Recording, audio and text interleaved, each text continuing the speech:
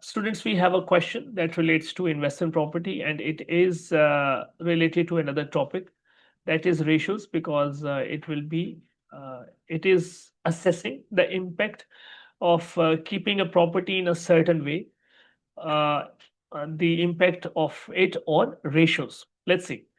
What effect will this change in accounting policy have on the financial statements on the year ended for the year ended 31st of March 2024? Okay, so we have made certain change in the policy, and we see how this will create an impact on the financial statement. So the operating profit margin, the gearing, okay, so these are all ratios, other comprehensive income, things like that. So first of all, let's see what is going on, and then we can come to the options. Okay.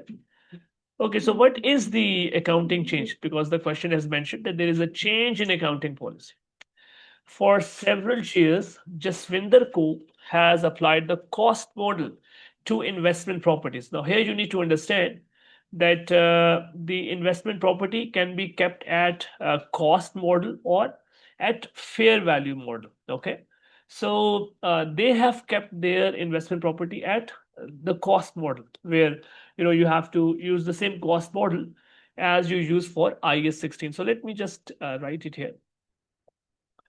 Both cost model and the fair value model can be used for investment properties. So it's fine if they have kept it at cost model. Fine. Now let's see what has happened. What are they planning to do now?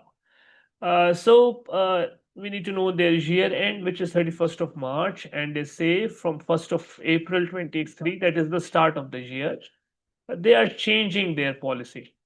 The fair value model is applied to investment properties. Okay, so when fair value model is applied, then any change in the value of the property is stated in your profit and loss. Okay, the fair value model was applied to investment properties during the year ended 31st of March 2024. A fair value gain of 30 million was recognized in the financial statements. Okay, there has been no change in the useful life of the investment properties. Okay, you see now the useful life of the investment property really does not matter. Okay, because now they are following the fair value model. Okay, so let's see. So I will just first explain what does this mean, which two aspects it is going to impact, and then we can decide what is going to be the impact on various ratios. Okay, let's see. So here we go. There's a gain of 30 million on investment property, on the investment property. So where do you keep it? Where do you take it? You cannot take it in the statement of comprehensive income.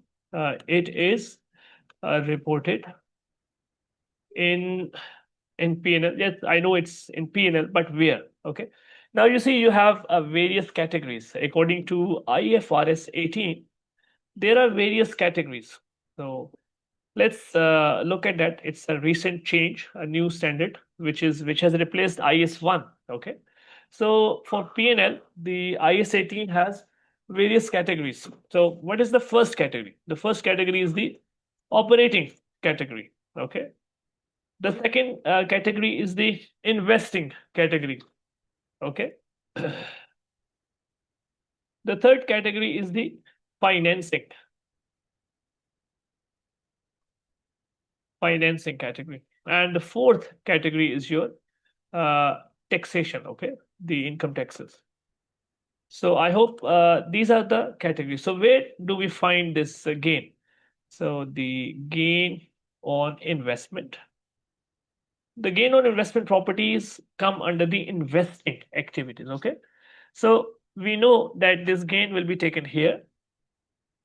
The other area where this gain is going to go, since this will increase the profit for the year, it will also increase. It will also increase the retained earnings. Okay.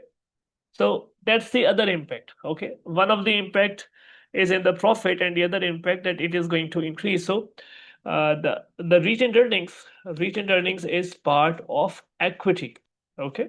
So that's the other impact. So now we see we have various options. Now we will have a better understanding. We know what has happened. They are going to recognize their gain on investment property. I told you where it is recognized and which part of equity will get affected. So equity is going to increase since the retained earnings are going to increase. Okay, let's see. Let's see the options. You will be finding them easy to understand now. So the first one, both operating profit margin and gearing will increase. Okay, so here you have this operating profit margin. You see, I told you that it will come after the operating profit. Okay, it is coming in the investing. You see, now you have two main heads, two main subtotals in your profit and loss, and one of them is the operating profit here, this one.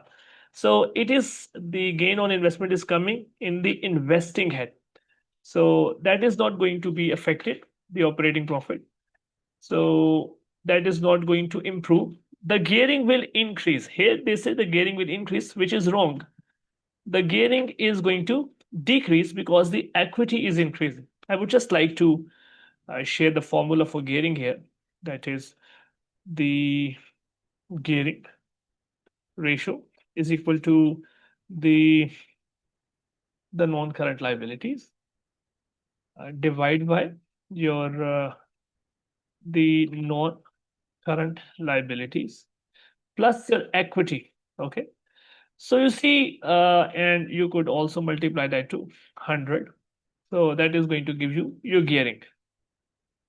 So there is no change in the non-current liabilities (NCL).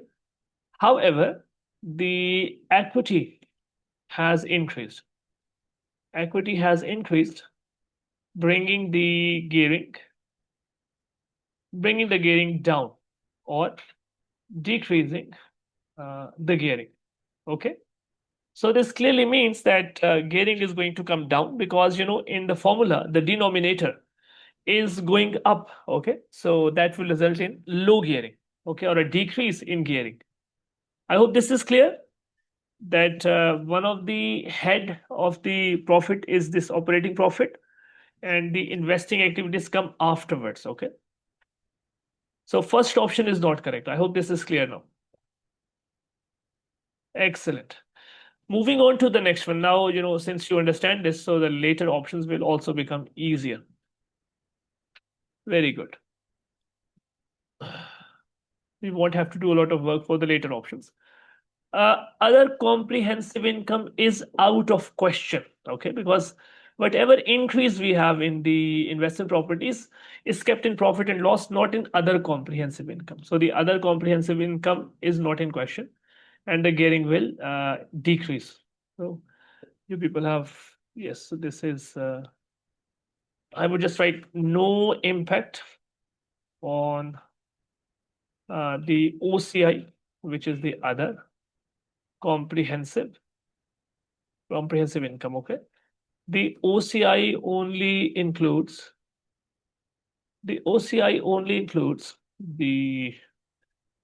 gain on the, you can say, the PPE kept under IAS 16. Okay, when some asset is kept under IAS 40, any gain under IAS 40, any gain on fair value model is kept or is kept in the investing category of profit and loss. Okay, so this is clear. Third option, profit before income taxes will increase. Okay, now here, profit before income taxes. So I told you that the last category is the income taxes. So the profit which is before the income taxes will increase. So clearly that's true, because this gain will go here in the investing activities. So this part of the uh, third option is correct. We could just see that is fine. The profit before income taxes will increase and gearing will decrease. That is also correct. We've already seen that the gearing will decrease. So clearly, both statements right in option C. So that is the correct answer. Fine. That's great. Moving on. We have profit before income taxes will not change. Okay, so this is not correct. We've clearly seen that there are three main categories now. I think with this discussion, you have a fair idea of IAS 18 now as well. So clearly, before this investing activity comes before the taxes. So your profit before income taxes will increase. So this part is not correct. Okay. The gearing will decrease, increase. This is also not correct. So the fourth statement is totally wrong. Okay. So that's why we say that the third option is correct. Okay, so I hope you see, as I told you, that the theoretical questions are more testing. We haven't seen any numbers here. So this is what ACCA is trying to do. Now they are testing your understanding of the standards. It's not only IAS 40. They have also tested in detail the IFRS 18. If you do not have the understanding of IFRS 18, you could never get this MCQ right. Okay.